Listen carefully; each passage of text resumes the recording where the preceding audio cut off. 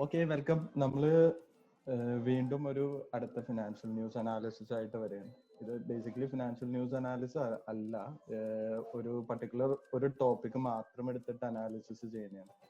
അപ്പൊ എല്ലാവരും അറിഞ്ഞിട്ടുണ്ടാവും popular finance.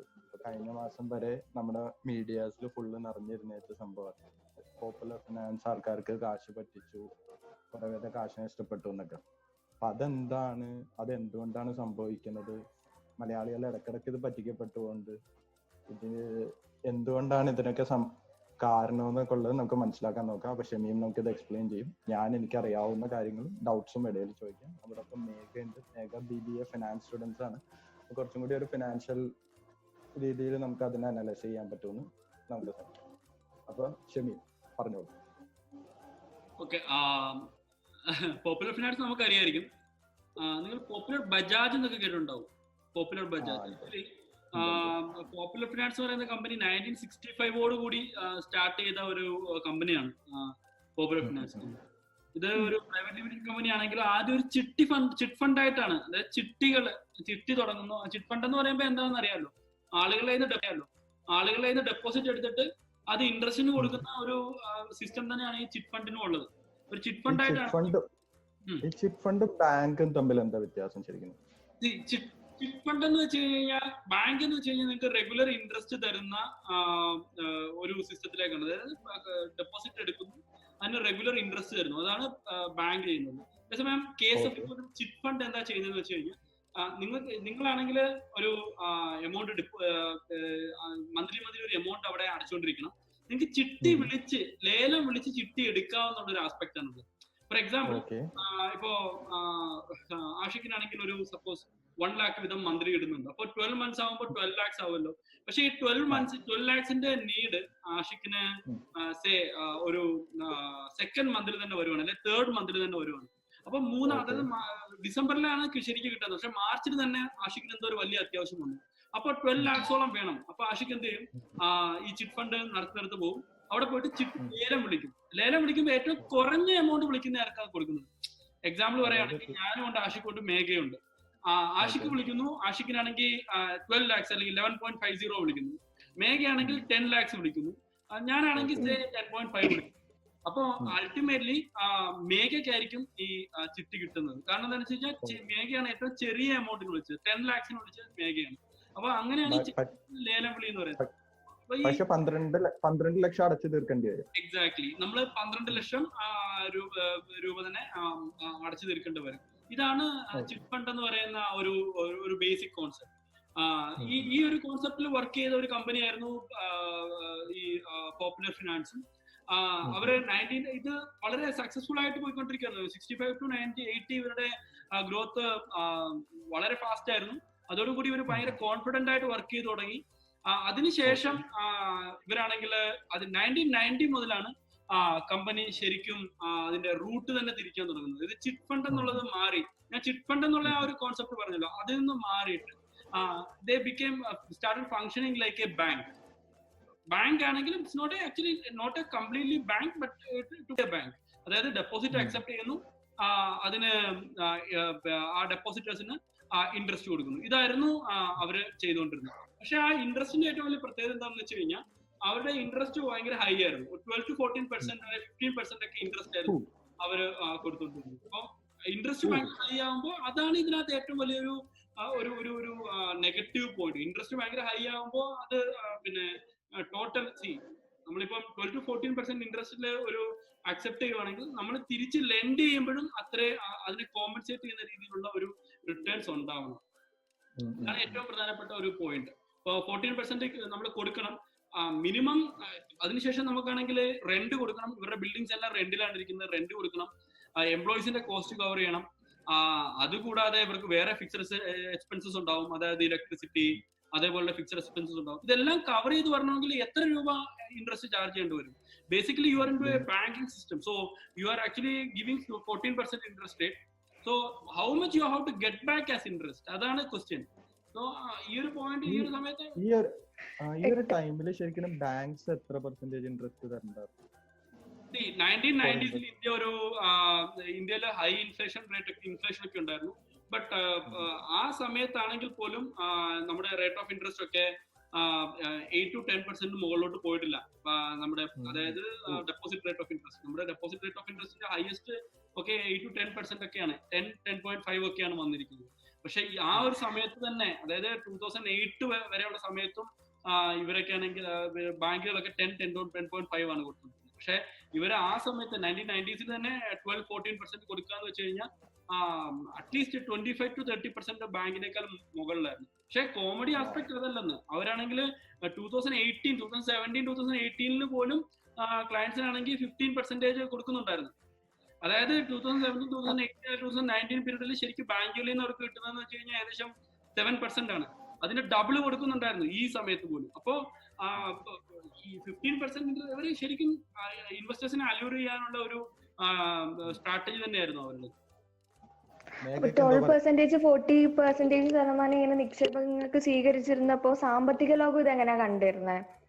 അതാണ് ഏറ്റവും പ്രധാനമായിട്ടുള്ള കാര്യം. സാമ്പത്തിക ലോകത്തെക്കാൾ ഉപരിയായിട്ട് ഇൻവെസ്റ്റേഴ്സ് എങ്ങനെയാ കണ്ടിരുന്നത് എന്നുള്ള ക്വസ്റ്റ്യൻ ആണ് വരേണ്ടത്. കാരണം ഇൻവെസ്റ്റേഴ്സ് ശരിക്കും എന്താണ് ഇത് ഇൻവെസ്റ്റേഴ്സ് ശരിക്കും ഈ കടിക്കുന്ന പട്ടിയുടെ വായില് കൈ കൊണ്ട് വെക്കുന്ന പോലെയാണ്. ഇതെങ്ങനെയാണെന്ന് വെച്ച് കഴിഞ്ഞാൽ നമ്മൾ ചിന്തിക്കുന്ന പോലെ തന്നെ അവരും ചിന്തിക്കേണ്ടതല്ലേ ശരിക്കും. 15% എനിക്ക് കിട്ടുകയാണ്, അവരപ്പോ എത്ര രൂപയ്ക്കായിരിക്കും ലെൻഡ് ചെയ്യുക എന്നുള്ള പിന്നെ ഒരു ആസ്പെക്ട് ഇൻവെസ്റ്റേഴ്സ് ചിന്തിക്കേണ്ടതാണ്.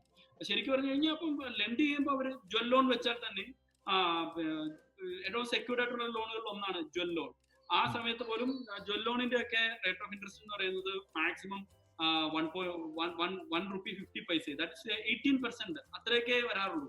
മാക്സിമം 24% ഒക്കെ എടുക്കുന്ന സ്ഥിതി ഉണ്ടാകുമ്പോൾ അത്തരം കമ്പനികളിലോട്ട് ആളുകൾ പോലെ കഴുത്തറുപ്പൻ ബ്ലേഡ് ആണെന്ന് പറയും അതിനൊക്കെ, ശരിക്കും ബ്ലേഡ് ആണെന്ന് പറയാം, അതിനോട് പോകാറില്ല.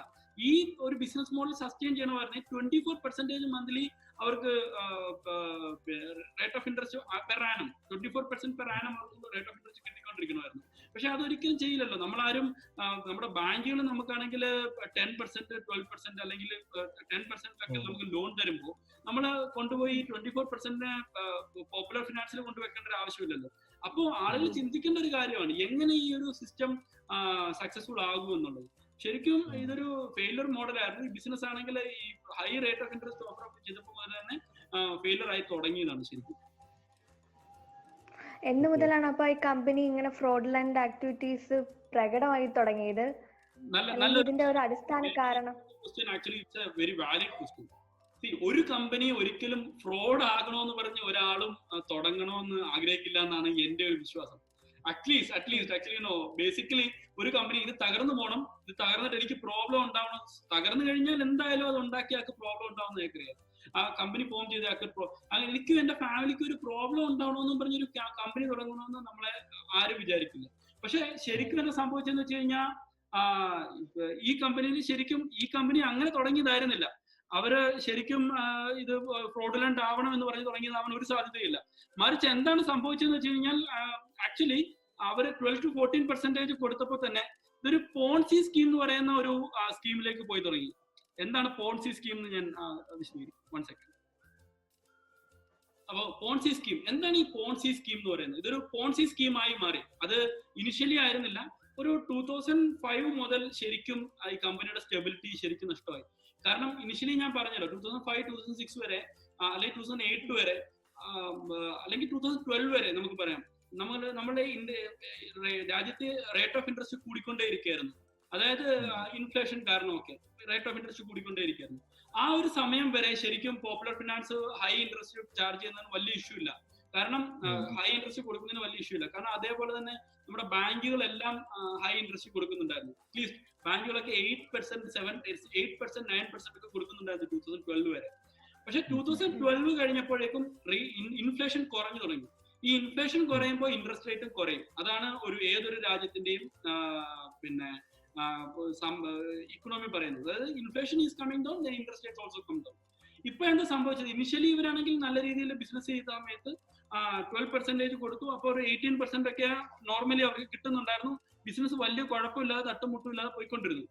പക്ഷെ പിന്നീട് അങ്ങോട്ട് ചെന്നപ്പോ ഇൻട്രസ്റ്റ് റേറ്റ് കുറഞ്ഞു കഴിഞ്ഞപ്പോൾ ഇവർക്ക് 18% അവരുടെ ലോണുകൾക്ക് കിട്ടുക എന്നുള്ള കാര്യം നടക്കാതെ, അല്ലെങ്കിൽ 12% മുകളിൽ ലോണുകൾക്ക് കിട്ടുക എന്നുള്ള കാര്യം നടക്കാതെ, അല്ലെങ്കിൽ അവരുടെ ബിസിനസ് ഭയങ്കരമായിട്ട് കുറഞ്ഞു. നമ്മളാരും ഒരു ജ്വല്ല് കൊണ്ടുപോയി പോപ്പുലർ ഫിനാൻസിലാണെങ്കിൽ 18% അല്ലെങ്കിൽ 24% കൊണ്ട് വെക്കില്ലല്ലോ. നമുക്ക് അപ്പുറത്ത് ഒരു നാഷണലൈസ്ഡ് ബാങ്ക് ഉണ്ട്, അത് നമുക്കാണെങ്കിൽ 9% അല്ലെങ്കിൽ 10% ലോൺ തരാൻ തയ്യാറാണ്. അപ്പൊ നമ്മൾ ഈ നാഷണലൈസ്ഡ് ബാങ്കിലെല്ലാം പോകുള്ളൂ. അപ്പം ഇവരുടെ ടോട്ടൽ ബിസിനസ് കുറഞ്ഞു. അപ്പൊ ഇവർക്കാണെങ്കിൽ ഡെപ്പോസിറ്റേഴ്സിന് എങ്ങനെ തിരിച്ച് റീപേ ചെയ്യണമെന്നുള്ള കൺഫ്യൂഷൻ വന്നു. അപ്പോഴവരെന്താ ചെയ്തത്, പുതിയ ഡെപ്പോസിറ്റുകൾ വരില്ലേ, ആ ഡെപ്പോസിറ്റിൽ നിന്ന് എടുത്ത് പഴയ ഡെപ്പോസിറ്റേഴ്സിന് ഇൻട്രസ്റ്റ് കൊടുത്തു. എക്സാമ്പിൾ ആയിട്ട് പറയുകയാണെങ്കിൽ ആദ്യം മേഘയായിരുന്നു, സപ്പോസ് ഒരു പോൺസി സ്കീം തുടങ്ങിയിരിക്കട്ടെ ഒരാൾ XYZ, ഞാനും മേഘയും ആഷിക്കും കൊണ്ട് ഇൻവെസ്റ്റ് ചെയ്തു. ആദ്യം ഇൻവെസ്റ്റ് ചെയ്തത് മേഘയാണ്. മേഘ 1 lakh ഇട്ടു. 1 lakh ഇടുമ്പോൾ മേഘയ്ക്ക് പെർ ആനം 20% കിട്ടുന്നതെന്ന് വെച്ചു. അപ്പൊ മേഘയ്ക്ക് ഫസ്റ്റ് മന്ത് 20,000 കിട്ടി. മേഘ ഭയങ്കര ഹാപ്പിയാണ്. ഞാൻ ബാങ്കിൽ കൊണ്ടിട്ട് പറഞ്ഞ് എനിക്ക് 4,000 രൂപ ആയിട്ടുള്ളായിരുന്നു, അല്ലെങ്കിൽ 8,000 രൂപ ആയിട്ടുള്ളായിരുന്നു. പക്ഷെ ഞാൻ പോപ്പുലർ ഫിനാൻസിൽ കൊണ്ടിട്ടു, അതിനോട് XYZ കൊണ്ടിട്ടുകൊണ്ട് എനിക്ക് 20,000 രൂപ കിട്ടും. അത് കണ്ടിട്ട് ഷമീം എന്ന് പറയുന്ന ഈ വ്യക്തി ഞാനും കൊണ്ടുപോയി 1 ലക്ഷം ഇട്ടു. ഈ 1 ലക്ഷം ഇട്ട് ഇവരെന്താ ചെയ്യുന്നത്, ഇവർ ഈ 1 ലക്ഷം ഇട്ട് ബിസിനസ് ചെയ്യുകയല്ല ചെയ്യുന്നത്. കാരണം അവർക്ക് ബിസിനസ് ഇല്ല, അവർക്ക് സസ്റ്റെയിൻ ചെയ്യാൻ പറ്റുന്ന ഒരു ബിസിനസ് ഇല്ല. ഇവർ ഈ 1 ലക്ഷം അവരുടെ കയ്യിൽ തന്നെ വെച്ച് അവർ ഡൈവേർട്ട് ചെയ്യുകയാണ് ചെയ്യുന്നത്. എന്നിട്ട് മേഘയ്ക്ക് ഞാൻ കൊടുത്ത പൈസക്ക് അതൊന്നും മേഘയ്ക്ക് ഇൻട്രസ്റ്റ് കൊടുക്കുന്നു. പിന്നെ ആഷിക്ക് രണ്ടാമത് കൊണ്ടുവന്ന് അടുത്തൊരു പൈസ ഇടും, ആ പൈസ ഇട്ടിട്ട് എനിക്ക് ഇൻട്രസ്റ്റ് തരുന്നു. ഇത് കുറെ നാളിങ്ങനെ തുടരും. ഇത് സംഭവം എന്താണ് ഉണ്ടായത്, ഈ പോൺസി സ്കീം ആക്ച്വലി ഇതിനാണ് പോൺസി സ്കീം എന്ന് പറയുന്നത്. അതായത് പോൺസി സ്കീം, പിരമിഡ് സ്കീം എന്നൊക്കെ പറയും. അതായത് ആദ്യം വന്ന ഇൻവെസ്റ്റേഴ്സിന് പിന്നീട് വരുന്ന ഇൻവെസ്റ്റേഴ്സിന്റെ കയ്യിൽ നിന്ന് പൈസ എടുത്തിട്ട് കൊടുക്കുക. അതാണ് ഈ മണി ചെയിൻ ഒക്കെ പോലെ. അതെ തന്നെ, ഇതൊരു തരം എന്താ പറയാ മണി ചെയിൻ പോലെ തന്നെയാണ്. അതായത് ഒരാൾക്ക് കൊടുക്കാൻ വേറൊരാളുടെ പൈസ ഉപയോഗിക്കുക. അവർ ആ പൈസ കൊണ്ട് ബിസിനസ് ചെയ്യുകയല്ല ചെയ്യും. അപ്പൊ ഇദ്ദേഹത്തിന് മനസ്സിലായി ആക്ച്വലി ഇത് എന്നാലും പൊളിയാൻ പോകുന്നതാണ്. അപ്പൊ എന്താ വെച്ചാൽ ഇന്ത്യയിലാണെങ്കിൽ പിടിക്കപ്പെടും, മൊത്തം CC എന്ന് പുള്ളിക്കറിയാം. ഇതൊരു സസ്റ്റൈനബിൾ ബിസിനസ് അല്ല എന്നും പുള്ളിക്കറിയായിരുന്നു. ഈ ബിസിനസ് എന്തെങ്കിലും ഒരു ദിവസം പൊട്ടു എന്ന് പറയാം. അതാണ് ശരിക്കും ഇവര് ഫണ്ട് എല്ലാം ഡൈവേർട്ട് ചെയ്യുന്നതിനുള്ള പ്രധാനപ്പെട്ട കാരണം. അല്ലെങ്കിൽ ആരെങ്കിലും ഫണ്ട് ദുബായ് പോലെയുള്ള സ്ഥലങ്ങളിലേക്ക് അല്ലെങ്കിൽ ഓസ്ട്രേലിയ അവരുടെ റിലേറ്റീവ്സ് ഒക്കെ ഉള്ള സ്ഥലത്തേക്കാണ് ഇവർ ഡൈവേർട്ട് ചെയ്യുന്നത്. കാരണം അത് ഏതായി ഫണ്ട് ഡെപ്പോസിറ്റ് ചെയ്ത് കൊണ്ടുവരുന്ന ഡെപ്പോസിറ്റ് തന്നെയാണ്. ഏകദേശം 2,000 crores ആണ് ഇവർ കളക്ട് ചെയ്തത് ഈ ഡെപ്പോസിറ്റ്. ഈ 2,000 crores പലയിടങ്ങളിലായിട്ട് ഇവര് ഡൈവേർട്ട് ചെയ്യുകയാണ് ചെയ്തത്. പിന്നെ ഇത് ശരിക്കും പറഞ്ഞു കഴിഞ്ഞാൽ ഈ 2,004 crores നമ്മുടെ കേരളത്തിൽ ഇങ്ങനെ കളക്ട് ചെയ്യാൻ പറ്റുമോ എന്നുള്ള കാര്യം ശരിക്കും ഒരു അത്ഭുതപ്പെടുത്തുന്ന കാര്യം തന്നെ. കാരണം ഈ ചെറിയ കേരളത്തിൽ നിന്ന് ഇത് ചെറിയൊരു സ്ഥാപനമായിരുന്നു. ഈ ചെറിയൊരു സ്ഥാപനം ഇങ്ങനെ ഒരു ഫ്രോഡുലന്റ് ആയിട്ടുള്ള പോൺസി സ്കീം ഉപയോഗിച്ച് 2,000 crores കളക്ട് ചെയ്തു എന്നുള്ളത്. ഇതിൽ ഏറ്റവും കൂടുതൽ പറ്റിക്കപ്പെട്ടത് പാവം NRIs ആയിരുന്നു. കാരണം അവരൊക്കെ ആണെങ്കിൽ ഈ ദുബായിലും അതേപോലെ മറ്റു വിദേശ രാജ്യങ്ങളിലും ഒക്കെ കിടന്ന് കഷ്ടപ്പെട്ടുണ്ടാക്കുന്ന പൈസ മുഴുവൻ കൂടുതൽ ഇൻട്രസ്റ്റ് കിട്ടട്ടെ എന്ന് പറഞ്ഞിട്ട് അവർ ശരിക്കും ഇതിനകത്ത് കൊണ്ടിടുകയും അങ്ങനെ കുറെ പേര് ചീറ്റ് ചെയ്യപ്പെടുകയും ചെയ്തു. പറഞ്ഞോ. ഓൾമോസ്റ്റ് എത്രത്തോളം കാണും ഇതിന്റെ ഒരു വ്യാപ്തി തട്ടിപ്പിന്റെ? ഞാൻ പറഞ്ഞില്ലേ 2,000 crores ആണ്. അത് ഏറ്റവും കൂടുതൽ ഇതിനകത്ത് അഫക്ട് ചെയ്യപ്പെട്ടിരിക്കുന്ന പാവം NRIs ആണ്.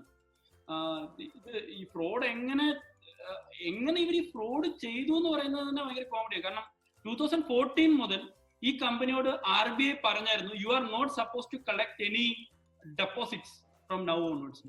അതായത് RBIക്ക് മനസ്സിലായി ഇത്തരം NBFCs-ലെല്ലാം RBIയുടെ ഒരു കണ്ണുണ്ട്.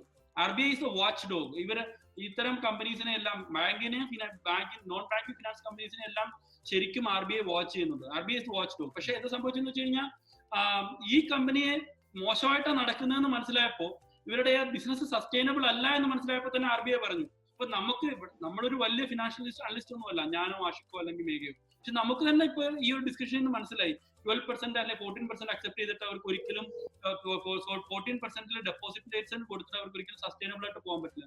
അപ്പൊ വലിയ ഇക്കണോമിസ്റ്റ് ഒക്കെ ഇരിക്കുന്ന RBIക്ക് ഓൾറെഡി കാര്യങ്ങൾ 2014 തന്നെ കാര്യങ്ങൾ മനസ്സിലായിട്ടുണ്ടായിരുന്നു. അതായത് അവർക്ക് സസ്റ്റൈനബിൾ ആയിട്ട് പോകാൻ പറ്റില്ല, എപ്പോ വേണമെങ്കിലും ഇത് കൊളാപ്സ് ആകാമെന്ന്. അപ്പൊ അവർ 2014 തന്നെ ഇവരോട് പറഞ്ഞു, you are not suppose to collect any further deposits എന്നുള്ള കാര്യം. ഇവിടെയാണ് ടേൺ ഓഫ് ഇവന്റ്സ് നടക്കുന്നത്. അപ്പൊ ഇനി ഫർദർ ആയിട്ട് എങ്ങനെ ഡെപ്പോസിറ്റ്സ് കളക്ട് ചെയ്യാമെന്നുള്ള കാര്യം അവർ ചിന്തിക്കാൻ തുടങ്ങി. അതിനുവേണ്ടി അവർ എന്ത് ചെയ്തതെന്ന് വെച്ച് കഴിഞ്ഞാൽ കുറെ ഷെൽ കമ്പനീസ് ഉണ്ടാക്കിയെന്ന് പറയുന്നത്. അതായത് അവരുടെ റിലേറ്റീവ്സിന്റെയും മറ്റു ഫ്രണ്ട്സിന്റെയും ഒക്കെ പേരിൽ 15ഓളം ഷെൽ കമ്പനീസ്. എന്താണ് ഈ ഷെൽ കമ്പനീസ് എന്ന് അറിയോ? ഷെൽ കമ്പനീസ് എന്ന് വെച്ച് കഴിഞ്ഞാൽ ജസ്റ്റ് കമ്പനി, ഷെൽ എന്ന് വെച്ച് കഴിഞ്ഞാൽ എന്താ, തോട്. തോട് മാത്രമേ ഉള്ളൂ, അകത്തൊന്നുമില്ല. അതാണ് ഈ ഷെൽ എന്ന് പറയുന്ന അർത്ഥം. അപ്പോ ശരിക്കും ഒരു കമ്പനിയുടെ പേരുണ്ടാക്കുക, ആ കമ്പനിയുടെ കമ്പനിയെ രജിസ്റ്റർ ചെയ്യുക, ജസ്റ്റ് ഒരു പേരുണ്ടാക്കിയിട്ട് കമ്പനി രജിസ്റ്റർ ചെയ്യുക, അത്രേ ഉള്ളൂ. അതിനകത്ത് ഒരു ആക്ടിവിറ്റി ഉണ്ടാവില്ല, ഒന്നുമില്ല.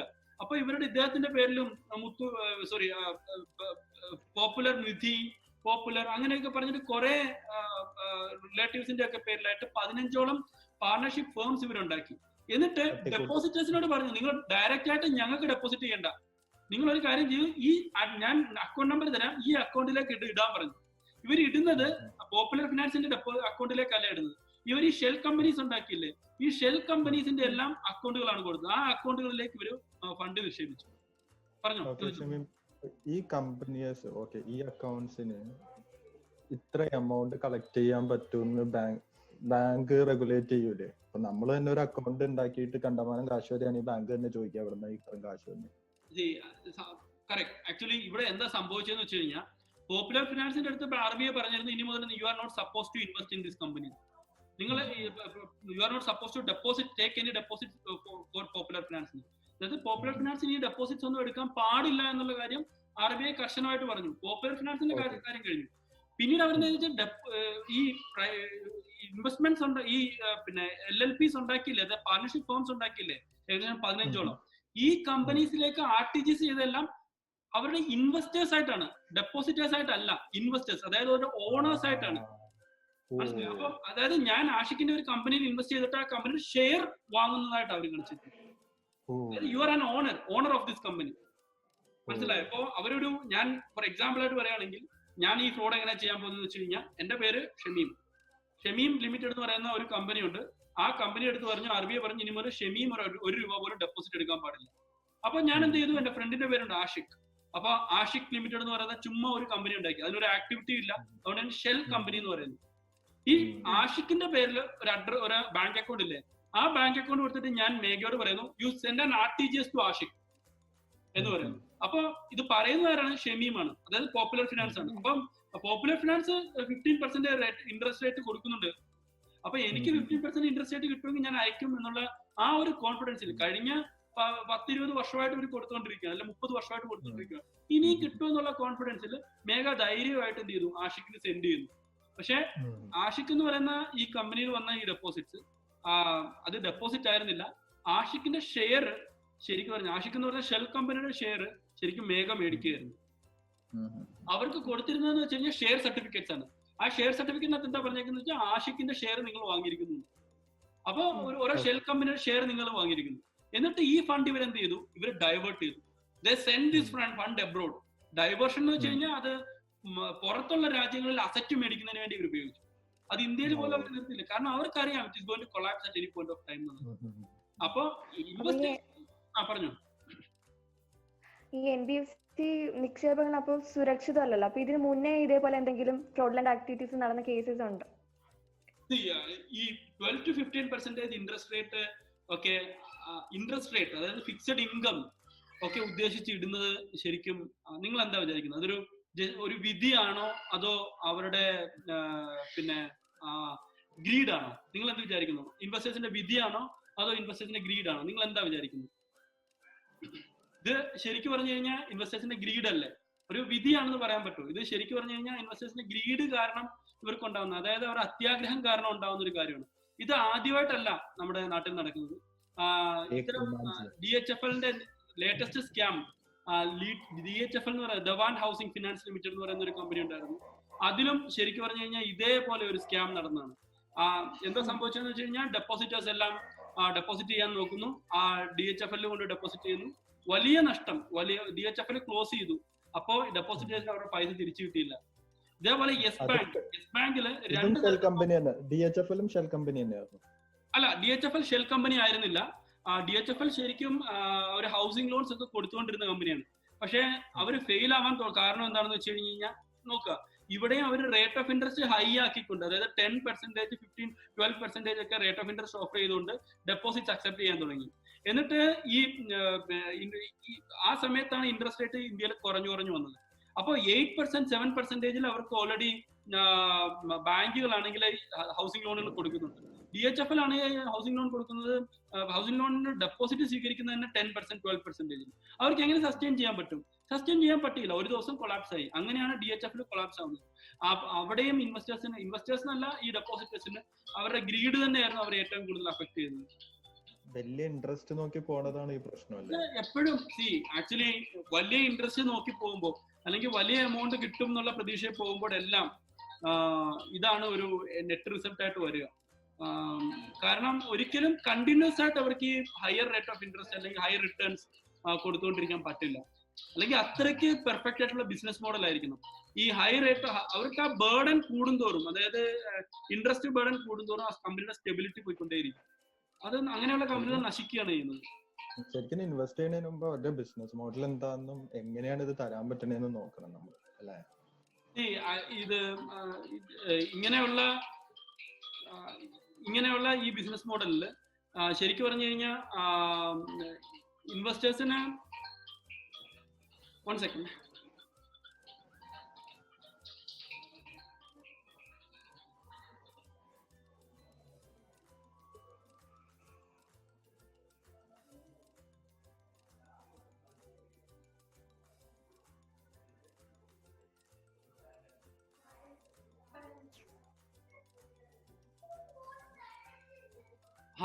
ഇങ്ങനെയുള്ള ഡെപ്പോസിറ്റ്സ്, ഇങ്ങനെയുള്ള ബിസിനസ് മോഡലിൽ ഡെപ്പോസിറ്റ് ചെയ്യുന്നതിലൂടെ ശരിക്കും ഇൻവെസ്റ്റേഴ്സിന് എപ്പോഴും നെറ്റ് റിസൾട്ട് എന്ന് പറയുന്നത് ഇൻവെസ്റ്റേഴ്സിന്റെ ലോസ് ആയിരിക്കും. ലേറ്റസ്റ്റ് യെസ് ബാങ്കിന്റെ കാര്യം തന്നെ നമുക്ക് എടുക്കാം. യെസ് ബാങ്കിന്റെ കാര്യത്തിൽ എന്താ സംഭവിച്ചതെന്ന് വെച്ച് കഴിഞ്ഞാൽ, യെസ് ബാങ്കിൽ ഇതേപോലെ തന്നെ നിരവധി ആളുകൾ നിക്ഷേപിച്ചിട്ടുണ്ടായിരുന്നു. യെസ് ബാങ്ക് 2 ഓപ്ഷൻ കൊടുത്തിട്ടുണ്ടായിരുന്നു. ഒന്ന് ഡെപ്പോസിറ്റിൽ ഇൻവെസ്റ്റ് ചെയ്യാം, 2 ബോണ്ടിൽ ഇൻവെസ്റ്റ് ചെയ്യാവുന്നത്. ബോണ്ട് വലിയ ഇൻവെസ്റ്റ് ചെയ്യുമ്പോൾ അവർക്ക് റേറ്റ് ഓഫ് ഇൻട്രസ്റ്റ് 9 to 10% ആയിരുന്നു കിട്ടുന്നത്. പക്ഷെ ഡെപ്പോസിറ്റിൽ ഇൻവെസ്റ്റ് ചെയ്യുവാണെങ്കിൽ അവർക്ക് 6% അല്ലെങ്കിൽ 7% മാത്രമേ കിട്ടത്തുള്ളൂ. ഈ 3% അല്ലെ 4% ഇൻട്രസ്റ്റ് റേറ്റ് ഹയർ ആയിട്ട് കിട്ടുന്നതിന് വേണ്ടി അവർ ബോണ്ടിൽ ഇൻവെസ്റ്റ് ചെയ്തു. യെസ് ബാങ്ക് കൊളാപ്സ് ആയ സമയത്ത് ഈ ബോണ്ട് ഹോൾഡേഴ്സിന്റെ ഫുൾ മണി പോയി. അതിന് പ്രൊട്ടക്ഷൻ കൊടുക്കില്ല എന്ന് RBI പറഞ്ഞു. എന്നാൽ അവരുടെ ഡെപ്പോസിറ്റേഴ്സിന് പ്രൊട്ടക്ഷൻ RBI കൊടുത്തിട്ടുണ്ട്. സോ ഇതാണ് ശരിക്കും പറഞ്ഞു കഴിഞ്ഞാൽ ഈ ഒരു കാര്യം നമ്മൾ എപ്പോഴും മനസ്സിലാക്കേണ്ടതാണ്. എന്ന് വെച്ച് കഴിഞ്ഞാൽ എപ്പോഴും ഈ നമ്മൾ ഹയർ റേറ്റ് ഓഫ് ഇൻട്രസ്റ്റ് നോക്കി, അല്ലെ ഹയർ റിട്ടേൺ നോക്കി എപ്പോഴൊക്കെ പോകുന്നുണ്ടോ അപ്പോഴെല്ലാം നമുക്ക് പ്രശ്നങ്ങൾ ഉണ്ടാവും. അപ്പൊ ഈ പോൺസി സ്കീം എങ്ങനെയാ ബജാജ് ഫിനാൻസിന് പൊളിഞ്ഞതെന്നറിയോ? പോൺസി സ്കീം എങ്ങനെ പൊളിഞ്ഞതെന്ന് വെച്ച് കഴിഞ്ഞാൽ, ഈ കൊറോണ വൈറസ് വന്നു കഴിഞ്ഞപ്പോ ശരിക്കും ആളുകൾക്ക് എല്ലാവർക്കും പിന്നെ കാശ് വേണം. NRIs എല്ലാം അവിടെ ഞാൻ പറഞ്ഞല്ലോ, മെജോറിറ്റി ഓഫ് ഇൻവെസ്റ്റേഴ്സും NRIs ആയിരുന്നു. അവരെല്ലാവരും അവിടെ നിന്ന് ഇങ്ങോട്ട് വരുന്ന സമയമായിരുന്നു. അവർക്ക് ക്യാഷ് വേണം. അപ്പോ അവരെല്ലാവരും അറ്റ് എ ടൈം അവർ ക്യാഷ് വിഡ്രോ ചെയ്യാൻ തുടങ്ങി. അറ്റ് എ ടൈം ഇങ്ങനെ ക്യാഷ് വിഡ്രോ ചെയ്യാൻ തുടങ്ങിയപ്പോൾ ഈ എന്താ ചെയ്തുകൊണ്ടിരുന്ന പുതിയ നിക്ഷേപങ്ങൾ വരുന്നില്ല, പക്ഷെ പഴയ നിക്ഷേപങ്ങളെ എടുത്തിട്ട് പോവാണ്. അവരുടെ കൊടുക്കാനായിട്ട് ആക്ച്വലി ഇതില്ലാതായി, അതായത് ഫണ്ട് ഇല്ലാതായി. അങ്ങനെയാണ് ഈ ഹോൾ സ്കാം അറിയപ്പെടുന്നത്. കാരണം അവർക്ക് വരുന്ന NRIസിനൊന്നും ജോലിയില്ല, അവരെന്താ ചെയ്യേണ്ടതെന്ന് അറിയില്ല, അവർക്കാണെങ്കിൽ ഫണ്ട് ഇല്ല, സോഴ്സ് ഇല്ല. അവരെല്ലാം അവരുടെ പഴയ ഫണ്ട് വിഡ്രോ ചെയ്യാനായിട്ട് പോയി. ബൾക്ക് ഡെപ്പോസിറ്റ്സ് വിഡ്രോയിൽ വന്നപ്പോ one fine day they started telling that your deposits cannot be withdrawn. അങ്ങനെ പറഞ്ഞു തുടങ്ങി. ആഷിക്ക് എടുത്ത് പറയാം, എന്റെ പൈസ വേണം, നിങ്ങൾക്ക് എടുക്കാൻ പറ്റില്ല എന്ന് പറഞ്ഞു തുടങ്ങി. അങ്ങനെയാണ് ഈ സ്കാം മുഴുവൻ പൊട്ടുന്നത്. അല്ലായിരുന്നെങ്കിൽ അത് ഇപ്പോഴും നടന്നുകൊണ്ടിരുന്നേനെ. അത് പോപ്പുലർ ഫിനാൻസ് പറഞ്ഞോളൂ. ഈ പോപ്പുലർ ഫിനാൻസ് കളമൊഴിഞ്ഞ ഈ സാഹചര്യത്തിൽ മറ്റ് കമ്പനീസിന്റെ സാധ്യതകൾ as long as you stay greedy, അത്തരം കമ്പനികൾ വന്നുകൊണ്ടേയിരിക്കും. ഈ മനുഷ്യന്റെ സത്യാഗ്രഹത്തിനൊന്നും ഒരു തരത്തിൽ ഒരിക്കലും അറുതി വരുന്നില്ല. അപ്പൊ തുടങ്ങിയതാണല്ലേ. അതെ, തേക്കും പാഞ്ച്യത്തിലും അങ്ങനെ. ഈ ശരിക്കും പറഞ്ഞു കഴിഞ്ഞാൽ മനുഷ്യന്റെ ഈ ഗ്രീഡിനെ മുതലാക്കി ഒത്തിരി ഫ്രോഡിന്റെ കമ്പനീസ് ഒക്കെ. ഇത് ഫ്രോഡാണെന്ന് ഞാൻ പറയുന്നില്ല, പക്ഷെ it turned out to be a fraud. ഇവർ ചെയ്തുകൊണ്ടിരുന്ന ആക്ടിവിറ്റി ഫ്രോഡ് തന്നെയായിരുന്നു. പോൺസി സ്കീം എന്ന് പറഞ്ഞത് ഫ്രോഡ് തന്നെയാണ്. നിങ്ങൾ ഈ ഇടയ്ക്ക് കേട്ടിട്ടുണ്ടാവും, ഒരു ബിറ്റ് കോയിന്റെ പോലെ തന്നെ മറ്റൊരു കോയിൻ ആക്ച്വലി കേരള ബേസ്ഡ് ആയിട്ടുള്ള ഒരാൾ മൈൻ ചെയ്തു എന്നൊക്കെ പറഞ്ഞിട്ട് ഒരു ന്യൂസ് ഉണ്ടായിരുന്നു ഈ സമയത്ത്. അതും ശരിക്കും ഈ ഒരു പോൺസി സ്കീം തന്നെയാണ്. കേരളത്തിൽ നിന്ന് ഒരു ക്രിപ്റ്റോ കറൻസി പോലും ഇല്ല. അപ്പോ അങ്ങനെ ഒരു കറൻസി ഉണ്ടാക്കിയിട്ടുണ്ട് എന്നൊക്കെ പറഞ്ഞു മലപ്പുറംകാരനാണ്, ഒരു ഭയങ്കര ന്യൂസ് ആയിരുന്നു അത്. ശരിക്കും അത് കണ്ടപ്പോൾ തന്നെ എന്നെപ്പോലെ ഒരാൾക്ക് മനസ്സിലായി അത് ശരിക്കും പോൺസി സ്കീമാണ് എന്ന്. അപ്പോ ശരിക്കും അവരെന്താ ചെയ്യുന്നതെന്ന് വെച്ചാൽ ഇത് തന്നെയാണ്. ആദ്യം ഡെപ്പോസിറ്റ് ചെയ്യുന്നവർക്ക് പിന്നീട് ഡെപ്പോസിറ്റ് ചെയ്യുന്നവരുടെ കയ്യിൽ നിന്ന് പൈസ എടുത്ത് കൊടുക്കുക. അവര് ഭയങ്കര ഹൈ റിട്ടേൺസ് ആയിരിക്കും അവർ കൊടുക്കുന്നത്. ഈ ഹൈ റിട്ടേൺസ് കണ്ടിട്ട് കുറെ ആളുകൾ ഇൻവെസ്റ്റ് ചെയ്യും. പക്ഷെ വൺ ഫൈൻ ഡേ മൊത്തത്തിൽ കൊളാപ്സ്. ഈ ഹൈ റേറ്റ് ഓഫ് ഇൻട്രസ്റ്റ് ഒരിക്കലും സസ്റ്റെയിൻ ചെയ്യില്ല. കാരണം അവർക്ക് ഈ ഹൈ റേറ്റ് ഓഫ് ഇൻട്രസ്റ്റ് കൊടുക്കുന്നതിന് വേണ്ടി ഒരു റവന്യൂ വേണ്ടേ. അങ്ങനെ ഒരു റവന്യൂ മോഡൽ ഇല്ല. അങ്ങനെ ഒരു റവന്യൂ മോഡൽ ഇല്ലാത്തിടത്തോളം കാലം ഇത് ഭയങ്കര അൺസ്റ്റേബിൾ ആണ്. ഇത് പെട്ടെന്ന് പൊട്ടിപ്പോകും. ഇത്തരം കമ്പനീസ് എല്ലാം ഉള്ളൂ. വേറെ ഇത്തരം കമ്പനീസ് ഒന്നും നിലനിന്നായിട്ട് ചരിത്രത്തിലൊന്നും കാണാൻ പറ്റില്ല. ഇത്തരം high rate of interest offer ചെയ്യുന്ന കമ്പനീസ് ഒക്കെ നിലനിന്ന് പോകുന്നുണ്ട്. ഷമീം, ഒരു ഡൗട്ട്. ഇപ്പോ പോപ്പുലർ ഫിനാൻസിൽ ഇൻവെസ്റ്റ് ചെയ്തവർക്ക് കാശ് തിരിച്ചു കിട്ടും? നല്ല ചോദ്യമാണ്. ശരിക്കും അത് പറയണമെന്നുണ്ടെങ്കിൽ നമ്മള് DHFL ഇൻവെസ്റ്റ് ചെയ്തവർക്ക് ക്യാഷ് തിരിച്ചു കിട്ടിയോന്ന് ചോദിക്കണം. ഇല്ല. അതുപോലെ മറ്റു പല ഇതേ അവസ്ഥയിലുള്ള മറ്റു പല കമ്പനികളുണ്ടായിരുന്നു. PMC ബാങ്ക് എന്ന് പറയുന്ന ഒരു ബാങ്ക് ഉണ്ടായിരുന്നു. ഒരു കോഓപ്പറേറ്റീവ് ബാങ്കാണ്. അതൊരു ബാങ്കാണ്. ഓക്കെ, കോഓപ്പറേറ്റീവ് ബാങ്കാണ്. അവിടെ ഇൻവെസ്റ്റ് ചെയ്ത് ആ ബാങ്ക് പൊളിഞ്ഞു പോയി. ശരിക്കും അവിടെ ഇൻവെസ്റ്റ് ചെയ്തവർക്കും പൈസ തിരിച്ചു കിട്ടിയിട്ടില്ല. പിന്നെ യെസ് ബാങ്ക് പോലെ ഒരു ബാങ്ക് പൊളിയാറായപ്പോ ശരിക്കും ബിക്കോസ് ഒരു ബാങ്ക് പൊളിയുക എന്ന് പറയുന്നത് RBIക്ക് താങ്ങാൻ പറ്റുന്നത് കൂടുതലായതുകൊണ്ട് ആ ബാങ്കിനെ പ്രൊട്ടക്ട് ചെയ്യാൻ വേണ്ടി RBI വന്നു എന്നുള്ളത് ശരിയാണ്. പക്ഷെ ഒരിക്കലും I don't think the investors will get back their money that easily. ഞാൻ ചിലപ്പോ ഈ 2000 കോടിയുണ്ട്, ഇത് എവിടൊക്കെ ഇൻവെസ്റ്റ് ചെയ്തേക്കുന്നതെന്ന് നമുക്ക് ആർക്കും അറിയത്തില്ല. പോയി കണ്ടുപിടിച്ച് റിക്കവർ ചെയ്ത് ഇവർക്ക് കിട്ടുവാണെങ്കിൽ ശരിക്കും ഇവർക്ക് കിട്ടാം, അല്ലെങ്കിൽ ഇവരുടെ മക്കൾക്ക് കിട്ടാം. ചിലപ്പോൾ മക്കളുടെ മക്കൾക്ക് ചിലപ്പോൾ കിട്ടിയാൽ ഭാഗ്യം, ചിലപ്പോൾ കിട്ടാതിരിക്കാനാണ് സാധ്യത. You have to forget that money. നമ്മുടെ അടുത്തൊക്കെ ഉണ്ട് കേട്ടോ, റിട്ടയർമെന്റ് ബെനിഫിറ്റ് കിട്ടിയിട്ട് അത് കൊണ്ടുപോയി അതിനകത്തിട്ടുണ്ട്.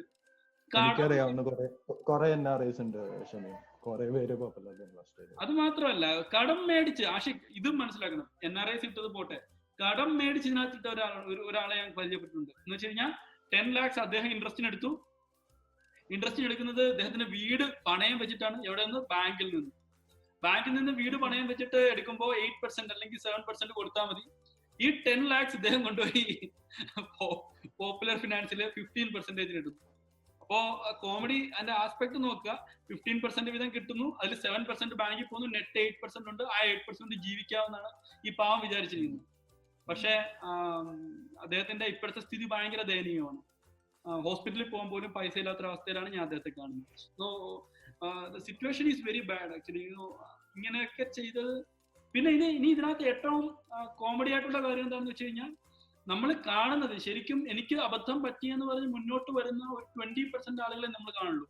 80% ആളുകളും അവർ മിണ്ടാതിരിക്കുമായിരിക്കും ചെയ്യുന്നത്. എന്താണെന്നറിയോ കാരണം ഈ പോപ്പുലർ ഫിനാൻസിൽ ഞാനൊരു ക്ലെയിം ചെയ്യുമല്ല, പക്ഷെ പോപ്പുലർ ഫിനാൻസിൽ ഇൻവെസ്റ്റ് ചെയ്തേക്കുന്നത് പലരും ബ്ലാക്ക് മണി ആയിട്ടാണ്. അത്തരം ക്ലെയിംസ് ഉണ്ടാക്കാൻ പാടില്ല. പക്ഷെ ഞാൻ പറയാം, പലരും ബ്ലാക്ക് മണി ആയിട്ടാണ് ഇൻവെസ്റ്റ് ചെയ്തിരിക്കുന്നത്. അപ്പം അത്തരം ആളുകൾ മുന്നോട്ട് വരില്ല എന്നാണ് പറയുന്നത്. അതപ്പം അക്കൗണ്ടഡ് മണിയുടെ കാര്യം മാത്രമാണ് നമ്മൾ അറിയുന്നത്, ഈ 2000 crores. അൺഅക്കൗണ്ടഡ് മണി അല്ലെങ്കിൽ ബ്ലാക്ക് മണിയുടെ കാര്യം നമുക്കറിയില്ല. ഒരു ഡൗട്ടും കൂടി. ഇപ്പൊ നമ്മൾ പറഞ്ഞില്ലേ, ഇപ്പൊ പോപ്പുലർ ഫിനാൻസ് വേറെ കമ്പനി ഉണ്ടാക്കി, നിധിയോ പോപ്പുലർ എന്ന് പറഞ്ഞിട്ടോ അല്ലെങ്കിൽ എന്തെങ്കിലുമൊക്കെ പറഞ്ഞിട്ടോ പോപ്പുലർ. ഇപ്പൊ നമ്മൾ ഇൻവെസ്റ്റ് ചെയ്യുമ്പോൾ ദേ ആർ ഗിവിംഗ് നമുക്ക് ഷെയർസ് ആണ് തന്നത്, അല്ലെ? ഒരു കമ്പനിക്ക് അങ്ങനെ പബ്ലിക്കിന് വിത്തൗട്ട് ലിസ്റ്റിംഗ് ഷെയർസ് കൊടുക്കാൻ പറ്റും? അത് ഇവര് ലിസ്റ്റ് ചെയ്യണമെങ്കിൽ ആദ്യം ഇതൊരു പബ്ലിക് ലിമിറ്റഡ് കമ്പനിക്ക് മാത്രമേ ലിസ്റ്റ് ചെയ്യാൻ പറ്റുള്ളൂ. ഇവരെന്താണെന്ന് വെച്ച് കഴിഞ്ഞാൽ ഇതൊരു പാർട്ണർഷിപ്പ് ഫേം ആയിട്ടാണ് വെച്ചേക്കുന്നത്. LLP എന്ന് വെച്ചാൽ ഒരു ലിമിറ്റഡ് ലയബിലിറ്റി പാർട്ണർഷിപ്പ് ഫേം ആണ്. അല്ലെങ്കിൽ ഒരു പാർട്ണർഷിപ്പ് ഫേംസിൽ നിങ്ങൾ ഇൻവെസ്റ്റ് ചെയ്യുന്നു എന്നുള്ള രീതിയിലാണ് അവര് കാണിച്ചിരുന്നത്. ആളുകൾ പക്ഷെ അതിലൊരു ലിമിറ്റ് ഉണ്ടാവില്ലേ? 10 പേര് പാർട്ണർഷിപ്പ് ലിമിറ്റ്സ് ഉണ്ട്. ആ ലിമിറ്റ്സ് ഒക്കെ ഇവർ എക്സീഡ് ചെയ്തു എന്നുള്ളതാണ്. ശരിക്കും ഈ ഓഡിറ്റേഴ്സിനെ കുറ്റം പറയേണ്ടതായിട്ടുണ്ട്. കാരണം അത്തരം ലിമിറ്റ്സ് ബ്രേക്ക് ചെയ്യുമ്പോൾ ആക്ച്വലി ഓഡിറ്റേഴ്സ് പോയിന്റ് ഔട്ട് ചെയ്യേണ്ടതായിരുന്നു. പക്ഷെ ഈ ഓഡിറ്റേഴ്സിന്റെ ഏറ്റവും വലിയ ഒരു നെഗറ്റീവ് ആസ്പെക്ട് എന്താണെന്ന് വെച്ചാൽ, ഓഡിറ്റേഴ്സ് ഇന്റേണൽ ഓഡിറ്റേഴ്സ് തന്നെയായിരിക്കും. ഇത്തരം കമ്പനീസിനെ ഓഡിറ്റ് ചെയ്യാനായിട്ടൊന്നും RBI പോലെയുള്ള കമ്പനികളൊന്നും വരാറില്ല. അതായത് ഇങ്ങനെ ഈ ഷെൽ കമ്പനികളൊന്നും. അപ്പോ അവരാണെങ്കിൽ ഇത്തരം പോയിന്റ് ഔട്ട് ചെയ്യാറില്ല, ഇത്തരം കാര്യങ്ങൾ പോയിന്റ് ഔട്ട് ചെയ്യാറില്ല. അവർക്ക് പലയിടത്തു നിന്ന് നിക്ഷേപങ്ങൾ വന്നു എന്നുള്ളത് കാണിക്കുകയുള്ളൂ. സോ റൂൾസും റെഗുലേഷൻസും ഒന്നും ഇവിടെ പാലിക്കപ്പെട്ടിട്ടില്ല എന്നുള്ളത് വളരെ വ്യക്തമാണ്. ഇൻവെസ്റ്റേഴ്സിനെ ബൾക്കായിട്ട് ചീറ്റ് ചെയ്യുക എന്നുള്ള ഒരു ഉദ്ദേശത്തിലേക്ക് പോയി ഇദ്ദേഹം പതുക്കെ. 2014 മുതലാണ് ശരിക്കും ചീറ്റിംഗ് ഗെയിം സ്റ്റാർട്ട് ചെയ്യുന്നത്. RBI ഡെപ്പോസിറ്റ്സ് എടുക്കാൻ സമ്മതിക്കാത്ത അവസ്ഥയിൽ ശരിക്കും ഒരു ചീറ്റിംഗ്, ഒരു ഫ്രോഡുലന്റ് ആക്ടിവിറ്റി ആയിട്ട് മാറിയത്. ഇതിന് കാരണം എന്താണ്? എഗെയിൻ ഗ്രീഡ് ഓഫ് ഇൻവെസ്റ്റേഴ്സ് മാത്രമേ എനിക്ക് പറയാൻ പറ്റുള്ളൂ. അല്ലാതെ ഈ ഇൻവെസ്റ്റേഴ്സിനോടൊക്കെ പലപ്പോഴും ഒരു പറയാറുണ്ടായിരുന്നു അത്രേ, നിങ്ങളാണെങ്കിൽ ഈ പൈസ വെറും 6 മാസം കൊണ്ട് അല്ല 5 മാസം കൊണ്ട് ഡബിൾ ചെയ്ത് തരാം. 6 മാസം കൊണ്ട് 6 വർഷം കൊണ്ട് ഡബിൾ ചെയ്ത് തരാം. 6 വർഷം കൊണ്ട് ഡബിൾ ചെയ്ത് തരാം. ഇരട്ടിപ്പ് അങ്ങനത്തെ കുറെ അതെ പണം ഇരട്ടിപ്പ് എന്നൊക്കെ നമ്മൾ പറയും നാട്ടിൽ. ദുബായിൽ കുറെ പേര് വരാറുണ്ട് ഇങ്ങനെ ഫണ്ട് കളക്ട് ചെയ്യാൻ. യെസ്, നമ്മുടെ ബാങ്കില് ശരിക്കും ഒരു റൂൾ ഓഫ് 72 എന്ന് പറയുന്ന ഒരു റൂൾ ഉണ്ട്. 72ന്റെ റൂൾ എന്ന് പറയുന്നത്. ആ റൂൾ വെച്ചിട്ട് നമുക്ക് ശരിക്കും ഒരു പണം എപ്പോഴാണ് ഇരട്ടിക്കുന്നതെന്ന് മനസ്സിലാക്കാൻ പറ്റും. അതായത് നിങ്ങളുടെ പൈസ എത്ര വർഷം കൊണ്ട് ഇരട്ടിക്കുന്നു എന്ന് മനസ്സിലാക്കണമെങ്കിൽ നിങ്ങളുടെ റേറ്റ് ഓഫ് ഇൻട്രസ്റ്റ് കൊണ്ട് 72നെ ഭാഗിച്ചാൽ മതി.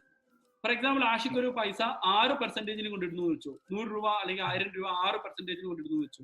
അപ്പൊ എത്ര വർഷം കൊണ്ട് അത് ഇരട്ടിക്കുന്നു മനസ്സിലാകുന്നെങ്കിൽ 72 ഡിവൈഡ് ബൈ 6, 12 6 72. അപ്പൊ 12 വർഷം കൊണ്ടാണ് ഇരട്ടിക്കുന്നത്.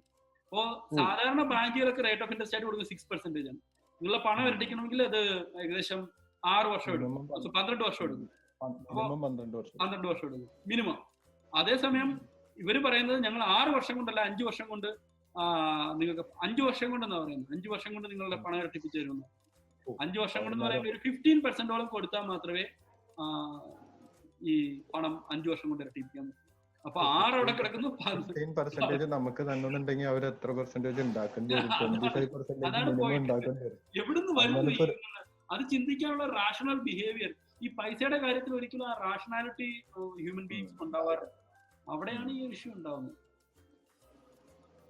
ഓക്കെ, സോ വി ലേൺഡ് റിസ്കും റിട്ടേൺസും കണ്ടമാനം ഇൻട്രസ്റ്റ് റേറ്റ് തന്നവരെ ഒന്ന് പേടിച്ചിട്ട് നോക്കാം, വെറുതെ കൊണ്ടേ കാശ് കളയാതിരിക്കുക. അതാണ് okay. Thank you Shamim. Okay, thank you Megha. Thank you for both of U.